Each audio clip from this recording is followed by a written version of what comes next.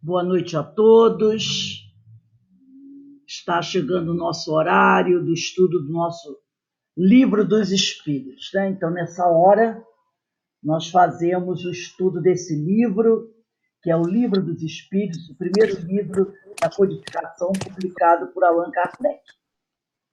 E nós estamos estudando a sua parte primeira, capítulo 3, que tem como título Da Criação. E hoje nós vamos estudar o povoamento da Terra e vamos falar um pouquinho sobre o personagem Adão. Esse personagem é tão conhecido da história, da religião, não é? Adão. Adão e Eva e sua família e seus filhos. Bem, aqui no Livro dos Espíritos, a primeira pergunta desse item, povoamento da Terra e Adão, é a pergunta 50. E Kardec faz a seguinte pergunta. Eu vou ler a 50 e 51, tá? Para poder depois nós iniciarmos os nossos comentários. Relembrando a todos que o nosso curso das Epístolas de Paulo inicia nesse próximo sábado, dia 10, às 16h15 da tarde. Então, vamos lá. Povoamento da Terra, Adão. Item 50. A espécie humana, pergunta Kardec, começou por um único homem, como tradicionalmente as religiões cristãs afirmam? E os espíritos dizem, não. Aquele a quem chamais Adão não foi o primeiro, nem o único a povoar a Terra.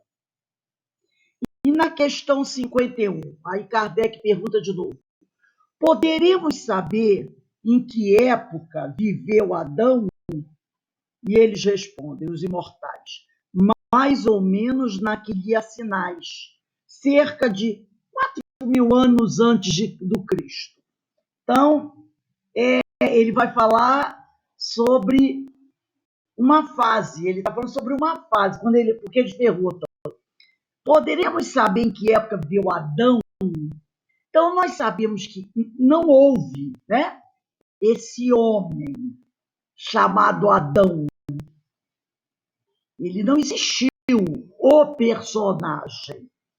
E como nós vamos ver, é uma ideia. Mas ele situa mais ou menos o período de quando essa ideia, podemos dizer assim, apareceu na Terra. Ele diz mais ou menos cerca de 4.000 anos antes do Cristo. Então, quando ele fala 4.000 anos antes de Cristo, também não é uma ideia, uma data exata. Então, pode ser entre 6 a 4.000 anos, esse período. E tem uma notinha de Kardec que diz assim, o homem cuja tradição se conservou sob o nome de Adão, né? Isso na tradição da cultura hebraica, foi dos que sobreviveram em certa região a alguns dos grandes cataclismos que envolveram em diversas épocas a superfície do globo e se constitui o tronco de uma das raças que atualmente o povoam. Então, preste atenção aqui, quando ele diz o homem, essa expressão, o homem, não se refere a um homem, mas essa espécie, a espécie humana, um grupo. Então, o homem não é uma individualidade, tá? Ele não está se referindo a uma individualidade. Esse homem aqui se refere a um coletivo, a um grupo. Então, o homem cuja tradição se conservou sob o nome de Adão. Então, um grupo que recebeu esse nome de Adão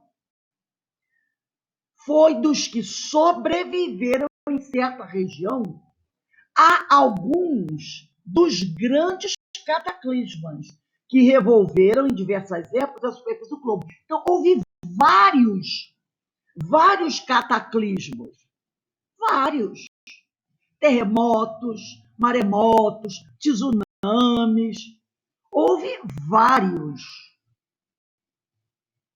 E grupos sobreviviam.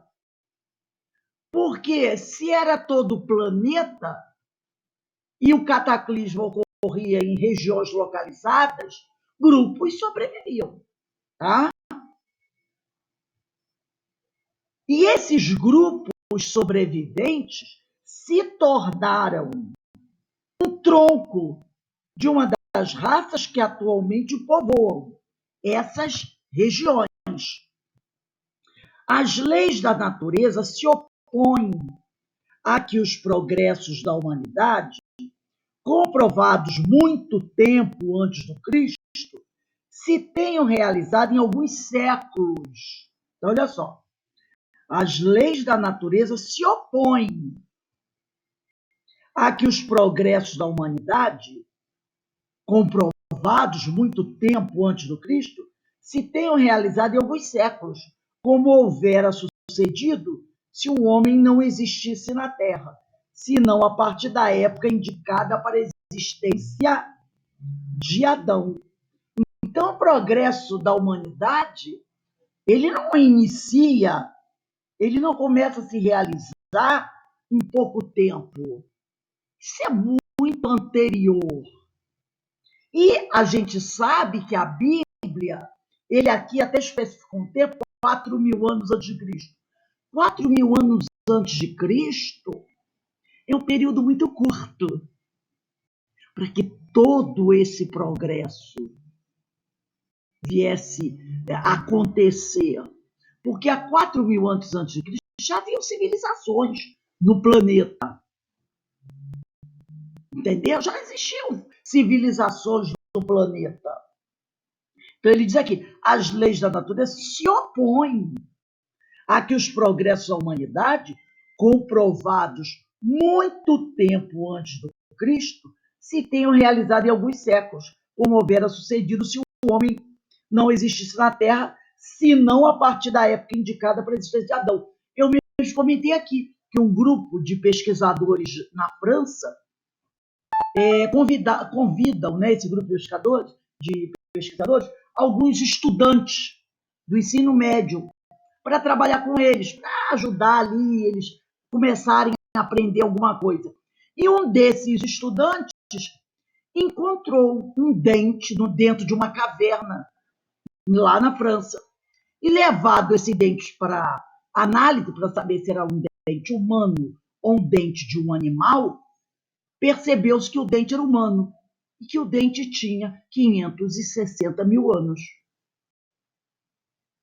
Então, prova que a existência do homem na Terra é muito anterior a esses 4.000 anos que ele especifica aqui. Então, o homem já está por aqui há muito tempo. E durante todo esse tempo que ele está aqui, ele vem realizando um progresso. Tá? Ele vem se realizando um progresso. Muitos, com mais razão, consideram Adão um mito. Olha aqui.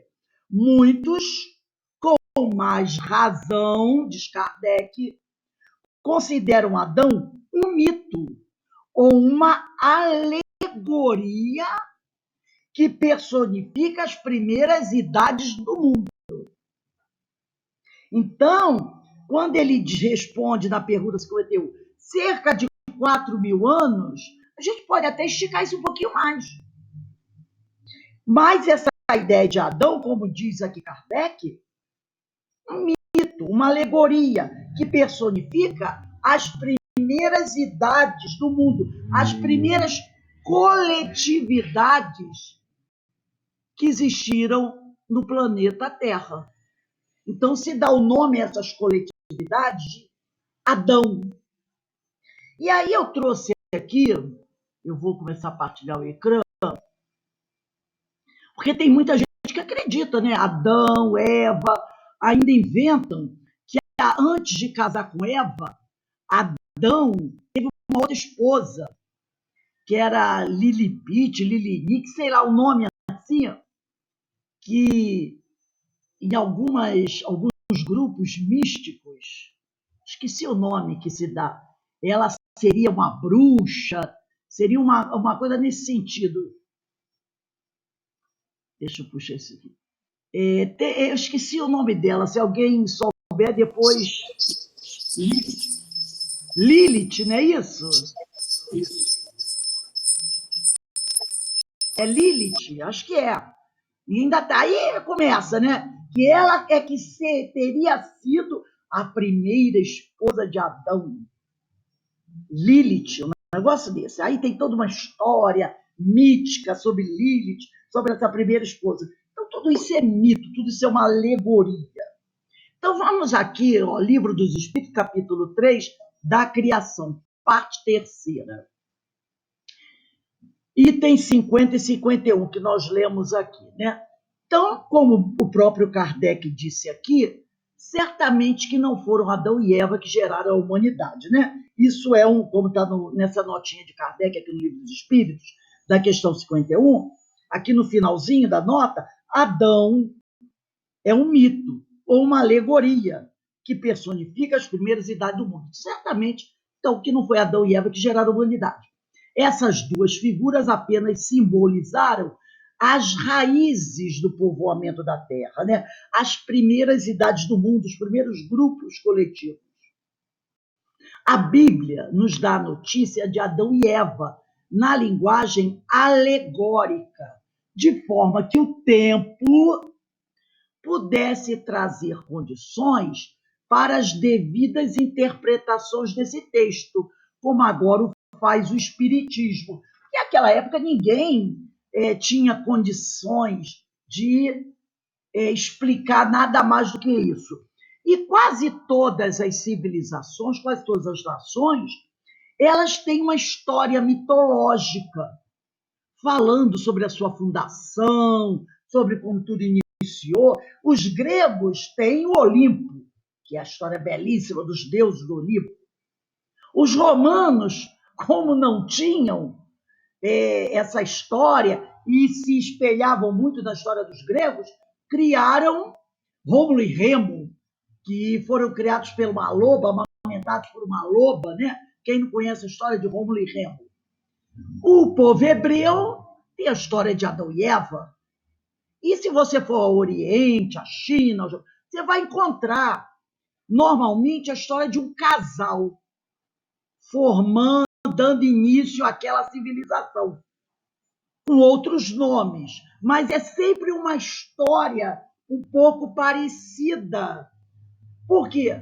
Porque essa ideia desse grupo que vai colaborar com o desenvolvimento da raça humana, não vamos dizer que ela vai dar início, não. Vai colaborar. Porque quando esse grupo aqui começa a se espalhar, já existia aqui uma raça, já existia seres humanos aqui na Terra. Não é? Então, esses que aqui viviam, esses grupos que aqui se formaram, eles vão carregar na sua lembrança ancestral reminiscência dessas histórias em várias nações, em vários agrupamentos. Então, cada um vai contar do seu jeito essa história, criando um casal, um grupo, uma história mitológica para contar. Por exemplo, os gregos falam dos deuses do Olimpo. Eles vieram do céu, do Olimpo. Eram deuses, seres com uma capacidade superior ao homem comum. Percebeu?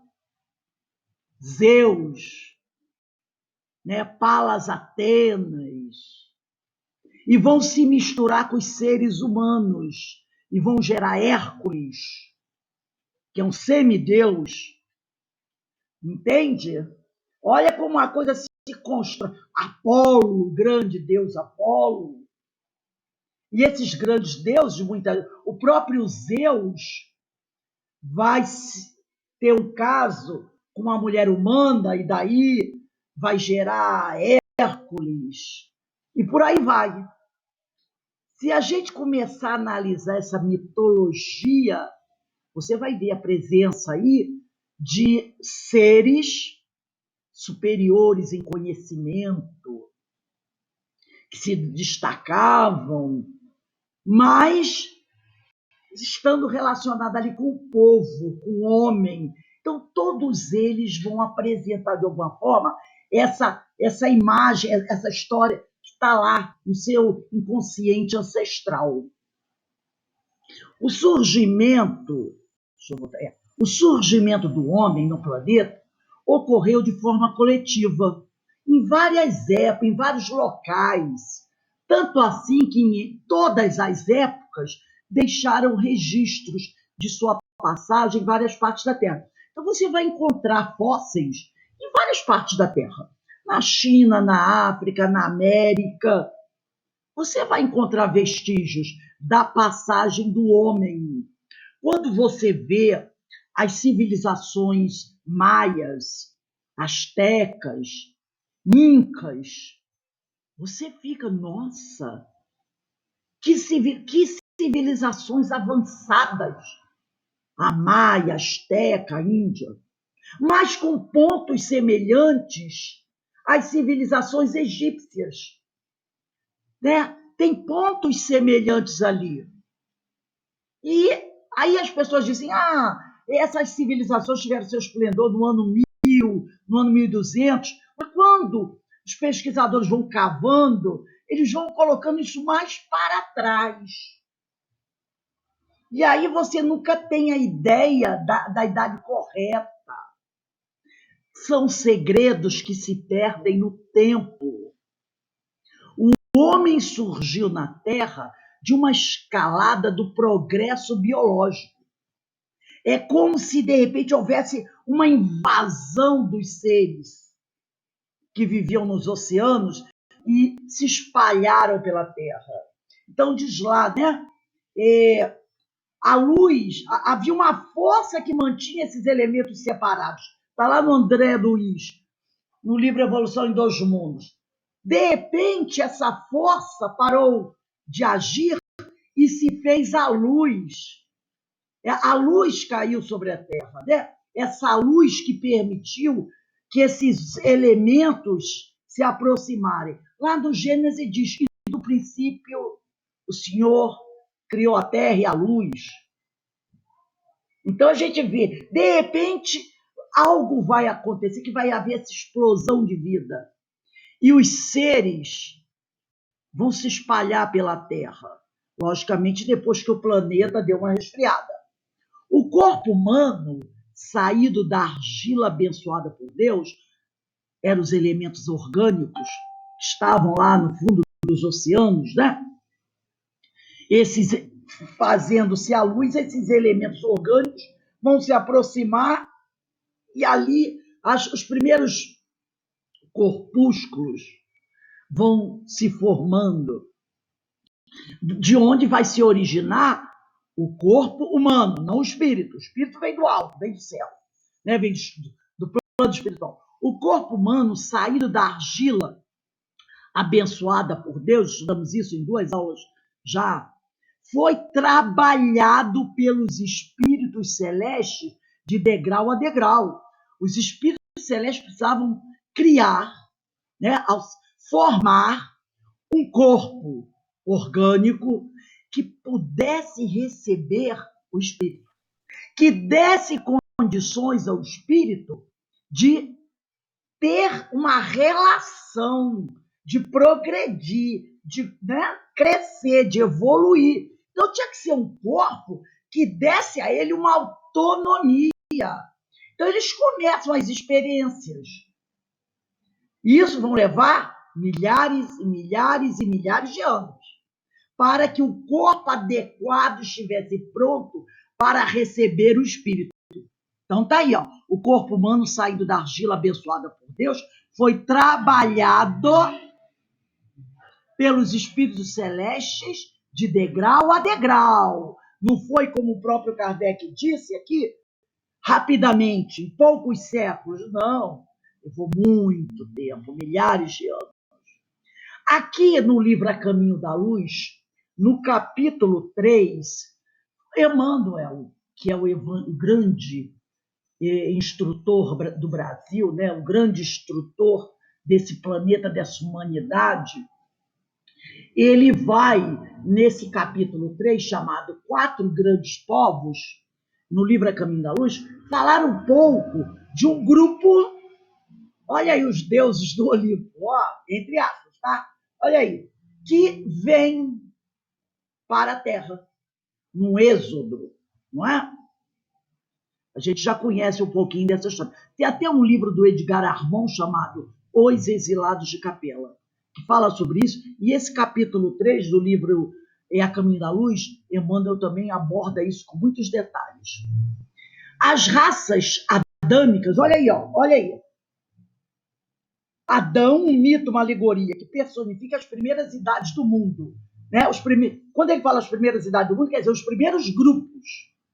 As raças adâmicas guardavam vaga lembrança da sua situação pregressa, quer dizer, do seu passado, tecendo o hino sagrado das reminiscências.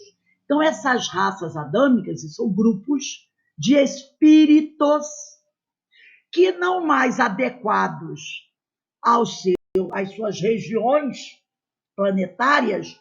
Por que não mais adequados? Porque não mais se harmonizavam moralmente com aquelas regiões, tá?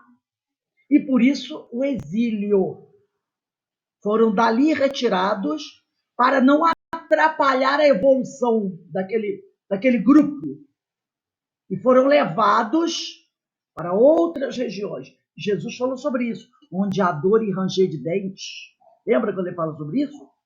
Mas não era só para sofrer, era também para colaborar com esse mundo que eles vão encarnar. Porque lá já havia uma civilização, mas que precisava de auxílio. E quando primeiro eles ficam alguns séculos em volta do planeta, numa situação de errantes, para depois encarnar. Eles não vêm direto, eles precisam fazer uma adaptação, tá? Às energias desse novo planeta, dessa nossa nova casa onde eles vão viver. Então, essa adaptação vai levar alguns séculos.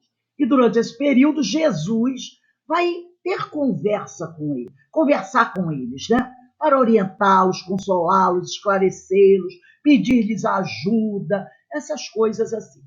Então, essas raças adâmicas guardavam vaga lembrança da sua situação pregressa, tecendo o hino sagrado das reminiscências. As tradições do paraíso perdido. Esse é o paraíso perdido, lembra? Que Adão e Eva foram expulsos do paraíso perdido? Olha aí. Esse mundo que eles viviam, em comparação para o novo lugar que eles estavam, era um paraíso. Era um paraíso. Que eles perderam por causa da sua incúria. Então a gente percebe lá no Gênesis a história do paraíso perdido de Adão e Eva. Quando eles são expulsos do paraíso por desobedecerem à ordem do Senhor. Então as tradições do paraíso perdido passaram de gerações a gerações. Essas lembranças ancestrais. Até que ficassem arquivadas nas páginas da Bíblia. Porque quando eles aqui chegam, ainda não havia escrita, né? Normalmente se fala de história e pré-história. A história é tudo que está registrado, sejam nas paredes, nas tábuas de pedra, na escrita cuneiforme, e a pré-história, né? Aquilo que está na lembrança das pessoas. E nos fósseis, nas ruínas que encontramos. Então, essas tradições, essas lembranças do paraíso perdido foram passadas de geração a geração, numa tradição oral, até que, milênios e milênios mais tarde, fossem redigidas e colocadas na Bíblia. É lógico que quando isso acontece, as interpretações mudam um pouco, não é? Porque já não se tem mais aquela história fiel, são as lembranças. Mas, hoje, o Espiritismo nos dá condições de interpretá-las. E aí a gente consegue fazer a ligação entre essa raça adâmica e a história de Adão e Eva, lá do livro de Gênesis, e a expulsão, né, do paraíso, a lembrança do paraíso perdido. Aqueles seres decaídos e degradados, por quê? Degradados, por quê? Porque eles eram rebeldes. Aqueles que tinham uma grande evolução intelectual, mas pouca evolução moral para permanecer no seu planeta de origem, ou nas suas regiões de origem, né? Então, aqueles seres decaídos e degradados, a maneira de suas vidas passadas no mundo distante da capela, com o transcurso dos anos, reuniram-se em 4 grandes grupos. Eles falam região da capela, do cocheiro, mas, pelos que os astrônomos hoje falam, estudam, não é só essa região. Emmanuel falou aí, né, exilados de capela, na região do cocheiro, no sistema do cocheiro, mas eles vêm também de outras regiões mais distantes, de outros sistemas solares, tá? Não é só dessa região específica. Então, com o transcurso dos anos, eles foram se reunidos. E também tem outra coisa, eles não chegaram aqui todos juntos de uma só vez. Eles chegaram aos poucos. E, conforme foram chegando, eles formaram 4 grandes grupos que se fixaram depois nos povos mais antigos. Então, haviam povos aqui já do planeta. E eles foram, entre aspas, semeados em meio a esses povos antigos.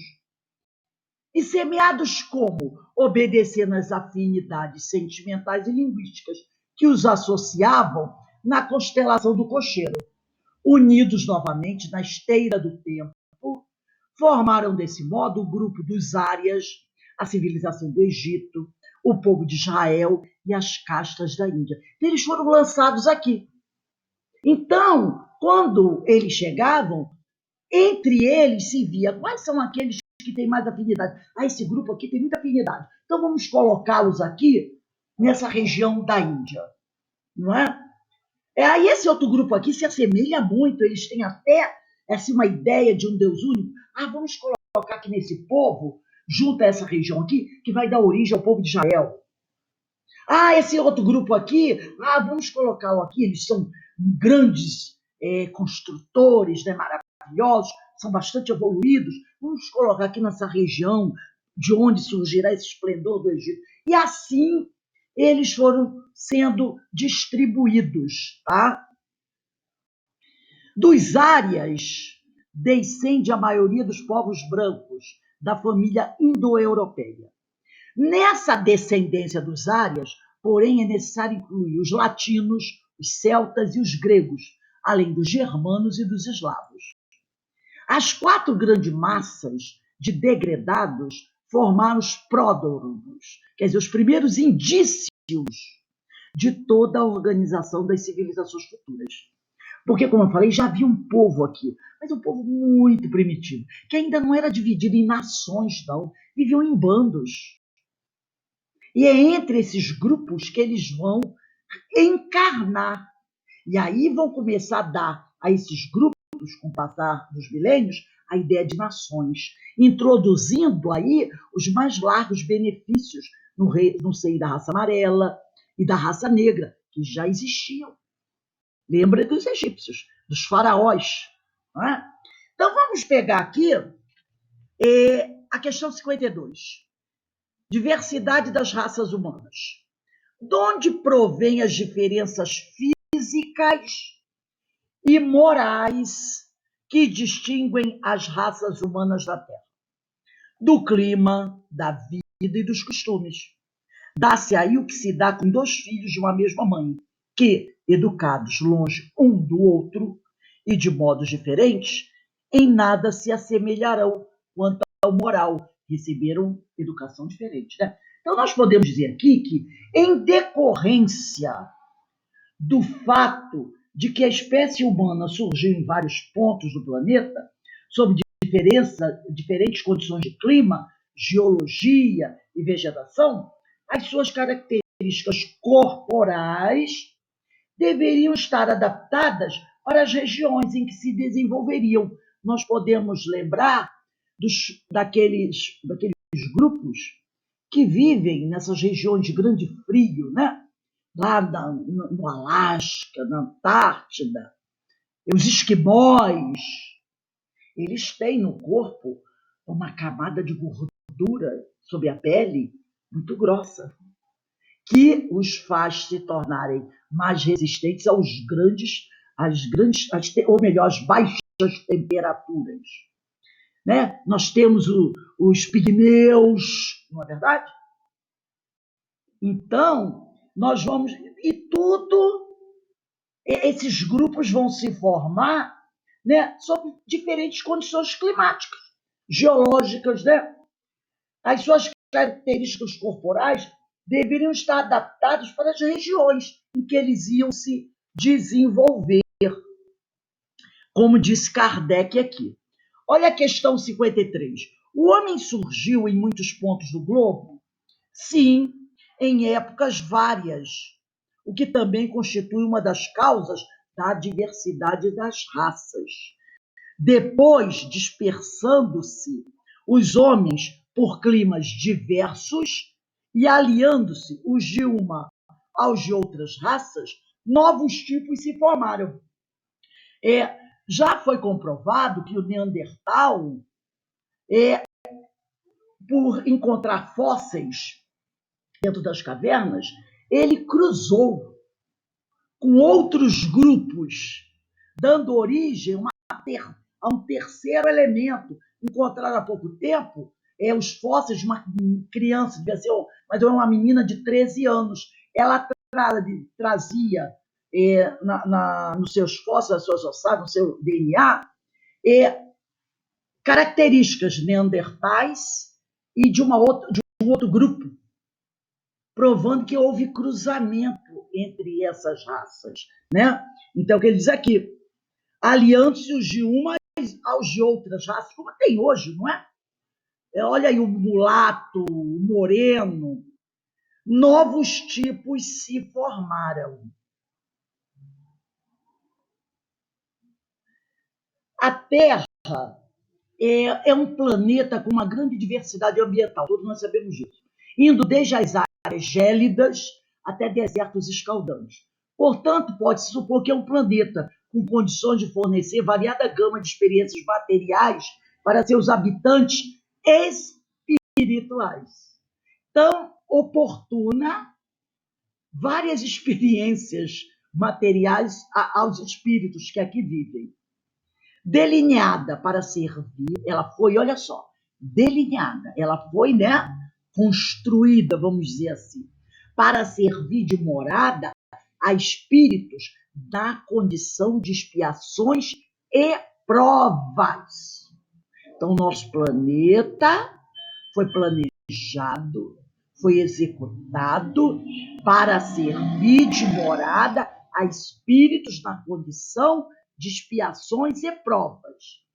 As diferentes dificuldades para a sobrevivência material serviria para o desenvolvimento do intelecto humano, visando, obviamente, o entendimento da necessidade da elevação espiritual, uma compreensão de ser co-criador com Deus. Lembra lá na Gênesis, quando Adão e Eva são expulsos do paraíso? O que o Senhor diz?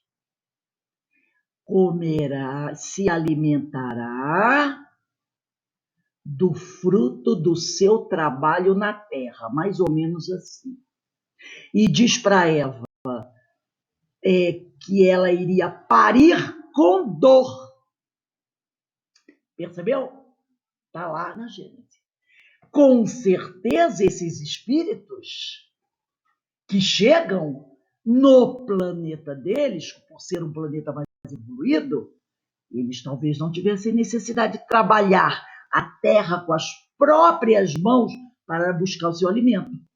Deveriam ter uma constituição física mais fluídica, aonde a questão da reprodução humana não seria semelhante à daqui, mas como é um planeta aqui de provas e expiações, eles precisavam, esse planeta seria para servir de morada a espíritos das coisas, expiações e provas.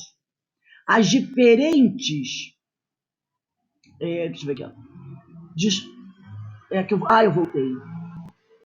As diferentes dificuldades para a sobrevivência material serviria para o desenvolvimento do intelecto humano. Então, os grupos que aqui estão têm um intelecto humano muito primitivo. A chegada desse grupo vai ajudar no desenvolvimento da inteligência. O trabalho ajuda a desenvolver a inteligência, visando, obviamente, o entendimento da necessidade da elevação espiritual, uma compreensão de ser co-criador com Deus. Vamos lá, Livro dos Espíritos, questões 780 e 780A.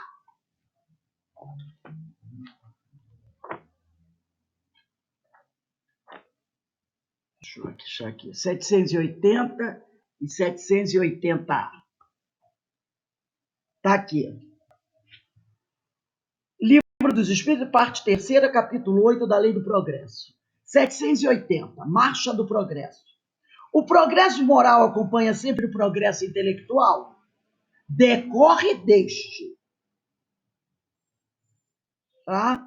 Decorre deste, mas nem sempre o segue imediatamente. Então está aqui. O progresso moral acompanha sempre o progresso intelectual? Decorre deste. Então, o progresso intelectual decorre do progresso intelectual. Mas nem sempre o segue imediatamente, porque normalmente o progresso intelectual vai embora e o moral vai caminhando atrás. 780A. Como pode o progresso intelectual engendrar, quer dizer, levar ao progresso moral, fazendo compreensíveis o bem e o mal? Com a inteligência, o homem consegue distinguir uma coisa do outro. O homem, desde então, pode escolher, usando bem o seu livre-arbítrio. O desenvolvimento do livre-arbítrio acompanha o da inteligência e aumenta a responsabilidade dos atos. Quem tem livre-arbítrio tem mais responsabilidade, não é? Vamos agora à questão 53A. Estas diferenças constituem espécies distintas? Certamente que não, dizem os espíritos. Todos são da mesma família. Porventura, as múltiplas variedades de um mesmo fruto são motivo para que eles deixem de formar uma só espécie? Nós temos todo tipo de laranja, né? Laranja pera, laranja seleta, né? Temos vários tipos de... tem uma que eu acho muito sem graça, mas normalmente as pessoas... Laranja lima, as pessoas usam com problema de saúde, né? Eu gosto muito da laranja pera. São tipos de laranja, né? São várias diferenças entre elas. Uma mais azeda, uma mais doce, mas são todas laranja. Todas elas não deixam de formar uma só espécie, né? Então, estas diferenças corporais foram interpretadas no passado como diferentes raças. Porém, todas são pertencentes a uma só espécie, a espécie humana. No passado, se consideravam cada um tipo de raça, mas não. São todos da mesma raça. É tudo uma espécie só, como as laranjas. É a espécie humana.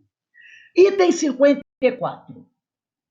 Pelo fato de não proceder de um só indivíduo, a espécie humana, devem os homens deixar de considerar-se irmãos? Claro, porque aqui ele está fazendo a pergunta pela história do Adão, que até então éramos todos descendentes de Adão, não é verdade? Que era o único homem que tinha da terra. Mas ninguém explicava o que vinha na semana que vem. Então, dizia-se que eram todos descendentes de Adão.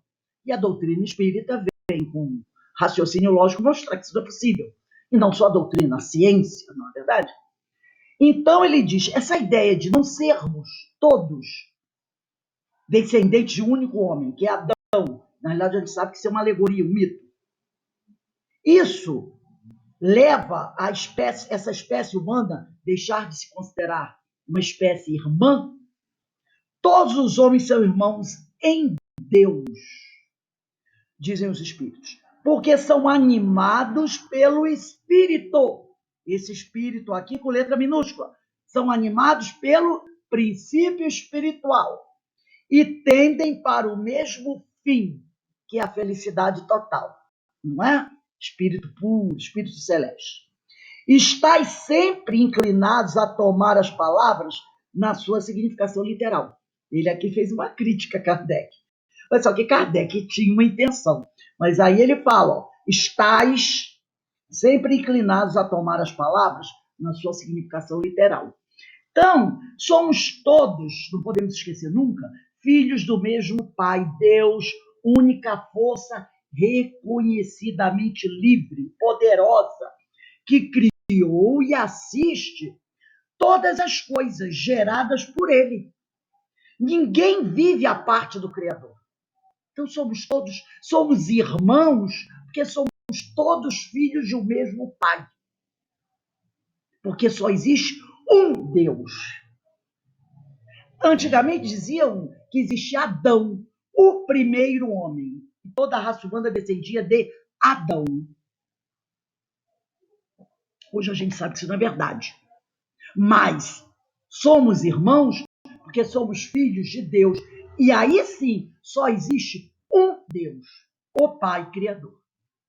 E como somos todos suas criaturas, somos todos irmãos. Item 55. Pluralidade dos mundos. São habitados todos os globos, quer dizer, todos os planetas que se movem no espaço? Sim, respondem os espíritos. E o homem terreno está longe, para que agora tem gente que vai talvez ter que segurar na cadeira. Não digo vocês, mas quem vem assistir no futuro esse vídeo. Né? Então, vou aqui, ó. E o homem terreno está longe, né? Longe de ser como supõe o primeiro em inteligência, em bondade e em perfeição. Entretanto, há homens que se têm por espíritos muito fortes e que imaginam pertencer a este pequenino globo o privilégio de conter os seres racionais. Orgulho e vaidade. Julgam que só para eles criou Deus o universo. Então, é o máximo do orgulho achar que o nosso planeta, que dentro do nosso sistema solar, que é formado de apenas 8 planetas, porque um foi rebaixado, que é Plutão, ainda tem esse problema. E dentro desse sistema solar, ele não é o maior. Ele ainda é um planeta pedregoso, porque Júpiter, Saturno, Urano e Netuno são planetas gasosos. O nosso, junto com Mercúrio, Vênus, Terra e Marte, até Marte, são pedregosos. E o nosso é bem pequeno. É pequeno. Não estou querendo desmerecer o planeta, ele é maravilhoso. Estamos agradecidos por estar aqui. Mas frente a outros planetas do nosso sistema solar, que é um sistema solar pequeno em relação a grandes sistemas solares, que tem para mais de 1000 planetas, que tem uns 10 sóis, o nosso só tem um, esses seres se consideram os únicos seres racionais, quer dizer, inteligentes, de todo o universo. Gente, espera aí. Peraí, né? Se considerar a última Coca-Cola gelada do deserto. Só dessa essa frase aqui, que ele diz, a ficha já cai. Quando Kardec diz, entretanto, há homens que se têm por espíritos muito fortes e que imaginam pertencer a este, ele já coloca, pequenino globo, né? Imaginam pertencer a este pequenino globo. Ele não diz pequeno, ele diz pequenino. O privilégio de conter seres racionais, que é nesse plano pequenino globo é que está a inteligência máxima do universo. Orgulho e vaidade julgam que só para eles criou Deus o universo. E Kardec põe essa nota, né? Deus povoou de seres vivos os mundos, no plural, concorrendo todos esses seres para o objetivo final da providência. Quer dizer, todos os seres que habitam os vários milhares, bilhões de mundos estão nessa corrida, buscando esse objetivo final. Acreditar que só os haja no planeta Terra que habitamos fora duvidar da sabedoria de Deus, que não fez coisa alguma inútil, porque seria uma inutilidade. Ele fazer esse pequenino globo, botar vamos dizer assim, a nata da inteligência humana e deixar o resto tudo vazio. Que desperdício, que tolice, né? Então ele diz, certo a esses mundos há de ele ter dado uma destinação mais séria do que a de nos recriarem à vista. Foi só para a gente ficar olhando, né, pelo telescópio?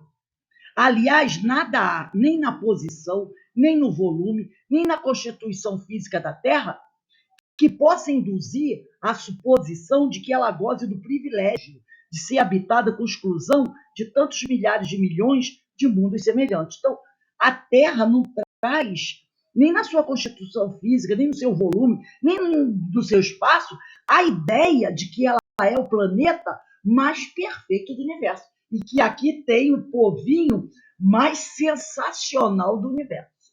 Não é? Nada que aparece tem aqui que dê esses indícios. Se alguém que não conhecesse a Terra tivesse uma visão de todas as casas, olha só, aqui a gente vai fazer, né, uma digressão, vamos fazer aqui vamos imaginar. Alguém que não conhece a Terra, chega aqui pela primeira vez. Se alguém que não conhecesse a Terra tivesse uma visão de todas as casas construídas aqui na Terra e perguntasse se todas elas são habitadas por seres humanos, o que responderíamos? Certamente que nem todas. Muitas delas estão desabitadas. Outras foram feitas com determinados objetivos, que não de moradia. Podem ser hospitais, escolas. Outras serão destruídas por já terem cumprido suas missões e assim sucessivamente. Então o cara que olha, chega aqui, olha várias casas. Todas são habitadas? Não. Tem umas aqui que ainda estão vazias. Tem outras que são utilizadas como escolas. Tem outras que são utilizadas como hospitais. Aquelas ali já vão ser destruídas, porque o povo que vivia ali já partiu, foi embora. Então ela está caindo aos pedaços, ela vai desaparecer. E assim sucessivamente. O mesmo se dá com os mundos que circulam no universo de Deus. Nem todos são habitados por seres humanos. E aqui a gente pode dizer seres humanos por formas visíveis, tá? Formas visíveis. É bom que salientemos que não existe algo inútil no seio da criação, como diz Kardec. Pois se Deus é a inteligência suprema, como iria fazer coisas sem proveito? Não é? Então a gente vê que assim são os mundos. Há planetas escolas, há planetas hospitais, há planeta de provas e expiações para a gente crescer, para a gente aprender. Há planetas que ainda não estão habitados, estão aguardando novos moradores. Há planetas que já cumpriram a sua tarefa, então vão desaparecer. Então, tudo tem uma razão de ser. Vamos aqui ao item 56. É a mesma a constituição física dos diferentes globos? Não, de modo algum se assemelham. Ele fala estrutura física, tá? A constituição física dos mundos que circulam no universo apresenta algumas diferenças, principalmente naqueles que não são da mesma idade sideral, que não foram formados numa mesma época. Vamos lembrar aí de Júpiter, Saturno, Urano, Netuno, que eu falei. São planetas gasosos. Mercúrio, Vênus, Terra e Marte. São planetas pedregosos. Eles não têm a mesma constituição física. Se no nosso sistema solar nós temos essa diferença, imagina pelo sistema solar fora, né? Pelo universo afora. Agora, e alguns são mais antigos, outros mais novos, outros já até desapareceram de tão antigos que eram, outros estão começando agora, o nosso está no meio do caminho, então as idades variam. A matéria primitiva, isto é, o fluido cósmico universal, é a mesma em todos os mundos. Todos foram formados a partir daí, do fluido cósmico. Agora, a maturidade, o tempo de vida que leva à experiência, ao conhecimento, ao progresso, é que modifica a sua composição. Ai, desculpe, gente, eu avancei aqui dessa. Então, notinha, tem uma notinha. Denise, pode falar a sua notinha aí. O que você queria falar, alguma coisa? É na questão 55. Ah, tá, vou voltar aqui da questão 55. A minha, no final, no meu livro, no final da questão 55, tem uma notinha número 21. Não, no meu leia a notinha. É assim, NT, a nota do tradutor, não é? Sim, pode falar. Nem todos os globos apresentam condições de habitabilidade, pelo menos as que conhecemos na Terra e que são necessárias para a presença do homem neste planeta. Na Lua, por exemplo, não poderíamos viver.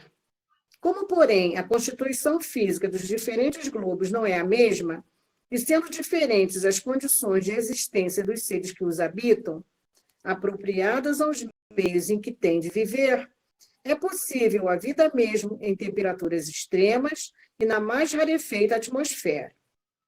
Além disso, ao afirmarem que todos os globos que circulam no espaço são habitados, os imortais poderão estar se referindo também aos mundos transitórios, verdadeiras estações ou pontos de repouso aos espíritos errantes.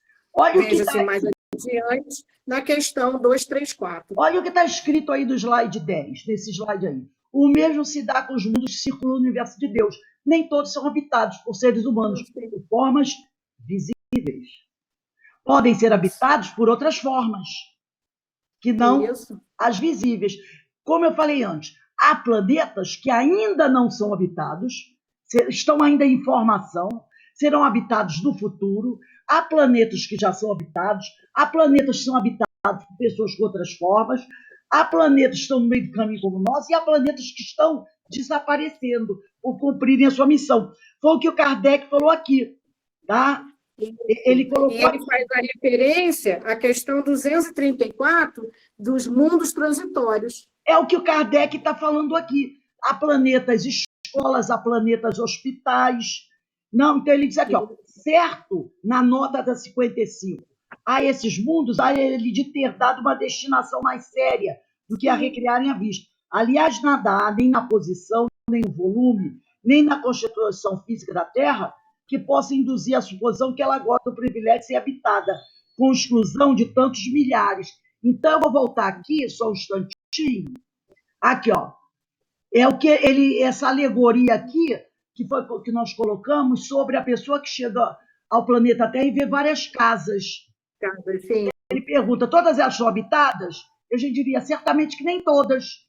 Muitas delas estão desabitadas. Outras foram feitas com determinados objetivos, que não de moradia, pode ser um planeta escola, um planeta hospital, ou um planeta para... Lembra quando nós falamos sobre o princípio inteligente? Sim. Lembra quando nós falamos sobre os elementos orgânicos que vêm para a Terra? Aí tinha uma pergunta assim, onde estão esses elementos orgânicos se o planeta ainda não existe? Lembra dessa pergunta? Sim, Que lembro, foi feita? Eu acho que foi aqui no livro. lembro. Aonde poderiam estar os elementos orgânicos que vão ser derramados aqui na Terra, nos nossos mares, Para poder. antes da formação do planeta? Talvez estejam guardados em algum outro planeta. Podem Isso. estar espalhados pelo espaço. Nós falamos isso na aula passada. Eles podem, aqui, Sim. ó. Olha a questão 45. Onde estavam os elementos orgânicos antes da formação da Terra? Os espíritos respondem: achavam-se, por assim dizer, em estado fluido no espaço, no meio dos espíritos, ou em outros planetas, à espera da criação da Terra, para começar a existência nova em novo globo. Então, podem ter planetas que seriam, vamos dizer assim, planetas preparados para guardar, serem planetas, eu vou usar uma palavra adequada, planetas depósitos. Ele diz aqui, os mundos transitórios, né? Seriam os Que mundos estão. transitórios. De repente, um planeta depósito hoje, amanhã poderá ser um planeta que venha habitar algum grupo. Pode ter um planeta que seja um planeta, entre aspas, novamente, laboratório. É. Entendeu? É transitório. Então, o importante é a gente deixar claro que existem inúmeros planetas com várias finalidades. Isso, porque Deus não ia criar à Exatamente. toa, né? Exatamente, tem que ter uma finalidade, com certeza. É o que está aí. Ó. É bom que salientemos que não existe algo inútil no seio da criação. Pois se Deus é a inteligência suprema, como iria fazer coisas sem proveito? A constituição física, como foi perguntado aqui na 56, a constituição física dos mundos, círculo do universo, apresenta algumas diferenças. Nós falamos aí. Olha a Terra para Júpiter, né? Principalmente naqueles que não são da mesma idade sideral. A matéria primitiva, isto é, o fluido cósmico, é a mesma em todos os mundos.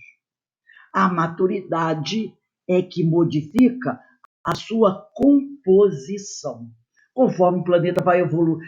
Quando nós vamos evoluindo, nós não vamos mudando também as nossas características físicas? O planeta também vai mudando. Olha como era a Terra lá no início. Era um planeta de fogo, uma bola de fogo. Depois virou uma bola de gelo. E ela não foi evoluída até o que ela é hoje, ela vai continuar evoluindo até desaparecer, até chegar, cumprir a sua missão. Vamos à questão 57. Não sendo uma só para todos a constituição física dos mundos, seguir-se-á tenham organizações diferentes os seres que o habitam? Sem dúvida. Do mesmo modo que no vosso os peixes são feitos para viver na água e os pássaros no ar. Então, não é uma só para todas as pessoas do planeta a constituição física dos mundos.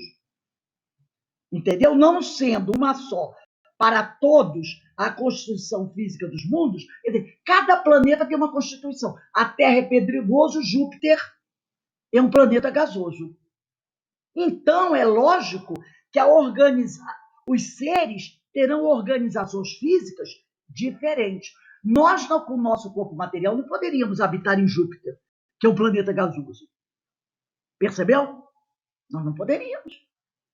Então, tendo os planetas organizações físicas, constituição física diferente, os seres que habitam têm que estar adequados àquele planeta, nas suas organizações biológicas. Certamente que existem diferenças na organização física dos mundos habitados. Elas acompanham o estado evolutivo dos mundos e o comportamento da matéria de que são constituídos na escala de amadurecimento. Amadurecimento quer dizer progresso, evolução, tá? Se nos encontrarmos num planeta onde a alimentação dos seus habitantes é rarefeita, onde os habitantes se alimentam através do ar, do oxigênio, da luz do sol, onde eles já não precisam mais dos pesados manjares, do arroz, do feijão, do alimento material dos homens na Terra, é lógico que a organização fisiológica tem que ser diferente, por não precisarem mais de certos órgãos, como estômago, intestino. Para quê? Esses órgãos para alguém que se alimenta do ar, do oxigênio. Não tem sentido, não é verdade? Se uma civilização planetária já enxerga sem usar os olhos, é desnecessário esse instrumento da visão, que se atrofiará com o tempo. Se ele enxerga de olhos fechados, se ele flutua, não é? Para que as pernas? São coisas que a gente vai percebendo. Perde a função, a não ser quando ele precisa, em missão, vir a um planeta menos evoluído. Aí ele tem o modelo organizador biológico, que ele aciona e seu perispírito vai formar um corpo adequado ao planeta onde ele vai encarnar. Percebeu a questão do modelo organizador biológico? Então, esses órgãos são desnecessários e vão atrofiar com o tempo, desabrochando outro sentido que se sobrepõe aos olhos, com maior riqueza de detalhes. Porque os nossos olhos têm uma visão muito limitada, a gente sabe disso, né? Frente a certos animais, olha, bem limitado. O mundo tem a forma que lhe cabe pela sua própria evolução. E isso não altera nada nas leis naturais. Porque as leis naturais serão as mesmas. Tá?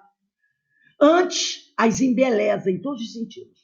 Queremos dizer que a gênese, quer dizer, a formação em todos os globos do universo é a mesma. Todo mundo, tudo foi formado a partir da matéria primitiva, fluido cósmico, né? Movida pela mesma lei. No entanto, o tempo e o espaço requerem dela mudanças engenhosas. Então, vamos aqui à última questão de hoje, do nosso estudo de hoje. 58. Os mundos mais afastados do Sol estarão privados de luz e calor por motivo de esse astro se lhes mostrar apenas com a aparência de uma estrela? Pensais, então, que não há outras fontes de luz e calor além do Sol? E em nenhuma conta tendes a eletricidade que, em certos mundos, desempenha um papel que desconheceis? A gente não falou de eletricidade aqui, eu lembrei que dos raios que caem. O Brasil é o país onde cai o maior número de raios. Isso não é eletricidade? Então, pensais então que não há outras fontes de luz e calor além do Sol? Em nenhuma conta tendes a eletricidade que, em certos mundos, desempenha um papel que desconheceis e bem mais importante do que lhe cabe desempenhar na Terra? Demais não dissemos que todos os seres são feitos da mesma matéria que vós outros, olha o fluido cósmico, e com órgãos de conformação idêntica dos vossos? Aí Kardec coloca uma notinha. As condições de existência dos seres que habitam os diferentes mundos hão de ser adequadas ao meio que lhes cumpre viver.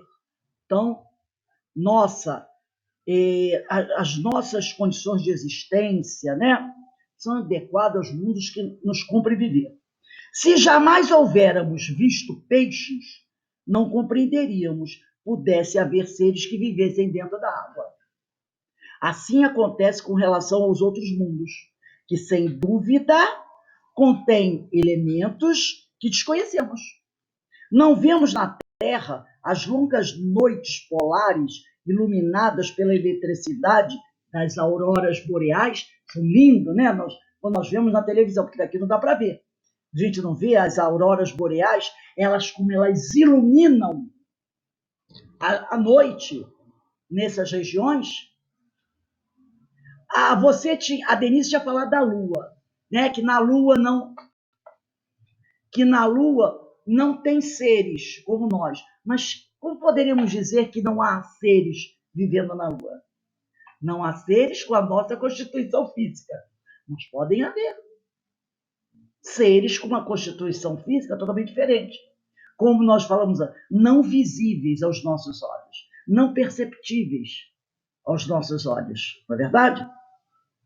Então, diz aqui, que há de impossível em ser a eletricidade em alguns mundos mais abundante do que na Terra. e desempenhar neles uma função de ordem geral, cujos efeitos não podemos compreender. Bem pode suceder, portanto, que esses mundos tragam em si mesmo as fontes de calor e de luz necessárias a seus habitantes. Então, pode ser que esses seres desses outros mundos não tenham essa necessidade dessa luz, como nós temos a luz solar. Eu até procurei, né, porque há muitos anos atrás eu encontrei numa revista, é que eu não guardei, eu tenho uns cadernos onde eu recorto esses artigos, essas matérias, e vou colando ali. Mas essa eu perdi, eu não colei. Era de uma mina, uma engenheira de Minas, ela foi fazer uma pesquisa numa mina, e a não sei quantos metros de profundidade, ela encontrou umas rochas que, ao partirem essas rochas e levarem para os laboratórios, ela encontrou bactérias dentro dessas rochas que não precisavam da luz, tanto que eram pedras, rochas dentro dessa mina, e ao cortar dentro das rochas, ela encontrava bactérias que não iam muitos metros abaixo da terra, muitos metros abaixo da terra, aquelas minas muito profundas. Então, quando ela pegou uma rocha, um pedaço de pedra redondo, né? E do tamanho mais ou menos, assim, menor que uma bola de futebol, e quebrou, ela encontrou bactérias dentro que não precisavam do oxigênio para respirar, que não precisavam da luz e se alimentavam da própria rocha. Olha só a situação. Então, aquilo que a gente fala, a gente precisa da luz solar, do oxigênio, do ar, elas vivem aqui no planeta Terra. E quantas outras existem nessas condições? E tudo aqui no nosso planeta. Imagina nos planetas afora. Possível, portanto, é que em outras dimensões vibratórias, outros mundos, o fluido cósmico possua propriedades, seja suscetível de combinações das quais não temos condições de fazer ideia. Porque nós conhecemos as combinações para produzir aquilo que nós necessitamos. Mas, nesses mundos, eles têm outras necessidades. Então, são realizadas outras combinações, que produzem efeitos apropriados a necessidades que desconhecemos, dando lugar a percepções novas ou a outras formas ou modos de percepção. É-nos difícil compreender, por exemplo, que se possa ver sem os olhos do corpo e sem a luz. Quem, porém, pode afirmar que não existam outros agentes afora, a luz, aos quais, para percebê-los, são adequados, ou há organismos especiais? Aí a gente vê o caso dessa mediunidade aqui na Terra. Para a vista sonambúlica, distância, obstáculos, matérias, obscuridade, oferece empecilho. Então, se o médium está no estado sonambúlico, olha só, já tem outra história. Ele já consegue ver a distâncias e os obstáculos não impedem de fazer isso. Aqui entre nós, em condições especiais, é possível. Suponhamos que num determinado mundo os seres normalmente disponham dessas condições, que aqui só excepcionalmente acontece. Olha, porque o caso do sonambulismo é um caso excepcional. Mas vamos dizer que no outro mundo isso seja corriqueiro, sem precisarem da luz como a conhecemos, e nem dos nossos olhos. Eles verão que nós não podemos ver. Podemos levar esses raciocínios para todas as outras sensações, não só para a visão, para todas as outras sensações. Ampliar esse nosso raciocínio, né? As condições de vitalidade, perceptibilidade, as sensações e necessidades variam conforme os meios. Então, a gente percebe aqui que há várias possibilidades. Cada mundo, sua história. Cada mundo, um grupo. E cada um com sua necessidade. Aqui tem a bibliografia de onde para fazer esse estudo, né? O Livro dos Espíritos, o livro A Caminho da Luz, de Emmanuel, Filosofia Espírita, do Miramês, volume 1 e 2, um artigo muito interessante, Diversidade das Raças Humanas, do jornal Correio Espírita, autor Cláudio Conte, e um outro artigo sobre a pluralidade dos mundos, publicado pelo Centro Espírita Batuíra, da Leda Marques Biguetti. Então, são artigos, estudos que nós podemos buscar, e outros, né? Tem aquele livro também que eu mostrei para vocês, do átomo ao arcanjo também, onde nós podemos encontrar muitos comentários, muitos estudos sobre esses assuntos, tá bom? Alguém tem alguma dúvida? Alguém gostaria de fazer alguma pergunta sobre esses temas? Eu vejo que a gente, ao fazer esses estudos, essas reflexões, como amplia, né, a nossa visão, como a doutrina nos proporciona essa oportunidade, né, de aprendizado, de conhecimento. A gente sai daquela coisa, né, muito fechada. É uma coisa muito interessante, né? E essa ideia de achar que não existe vida em outros mundos é uma coisa muito pequena, muito ignorante, né, gente? Muito ignorante, né? E outra coisa, né, Rose? Deus está sempre criando, né? Claro, Deus está sempre criando. Deus está criando. Então, está aparecendo os mundos, né? Assim como você falou, mundos primitivos, mundos de... Como é que se fala? De guardar, né? Como é que você falou? Eu usei uma palavra que nem sei. Mundos depósitos, tá? Depósito. Porque na questão 45 ele fala, onde estariam essas coisas? E ele fala, podiam estar em estado fluido do espaço ou em outros planetas, à espera da criação da Terra. Seria um mundo depósito, né? Um mundo estufa, um mundo, quando a pessoa tem em casa aquele armário onde guarda as coisas. Armário, eu ia falar armário. Um mundo armário, mas tem outro nome que dá ainda, que a gente usa para guardar as coisas. Me fugiu o nome. Onde a pessoa guarda as compras. Eu esqueci o nome. Dispensa. Não. Oi? Dispensa? Dispensa. O mundo dispensa, né? Então, é isso aí.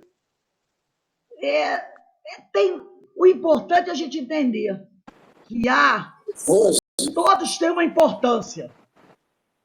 Rose. Pode falar. Quem está falando aí agora? Peraí. O mestre dizia, na casa do meu pai há muitas moradas. Perfeito. A casa do meu pai tem muitas moradas. Aí muita gente achava que é aqui no planeta Terra. Brasil, Estados Unidos, França. Eu já ouvi isso. Muitas moradas. Aí vem o detalhe. E depois do buraco negro, será que não tem mais moradas? Se atravessarmos o buraco negro, será que não vai dar em outras dimensões do universo? A casa do meu pai tem muitas moradas, não é verdade? A gente é criança, né? Nossa, que criança. Pequena ainda.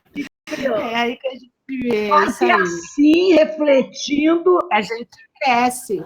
Filosofando sobre essas coisas, a gente cresce, não é? Então, nós vamos dar uma paradinha aí, gente, só 5 minutinhos para a gente pegar o nosso livro Memória de Suicida, tá? Que esse assunto, ele avança, mas logo, logo, quando acabar o livro Paulo Estevam, a gente vai usar o horário do Paulo Estevam para Ivone Pereira.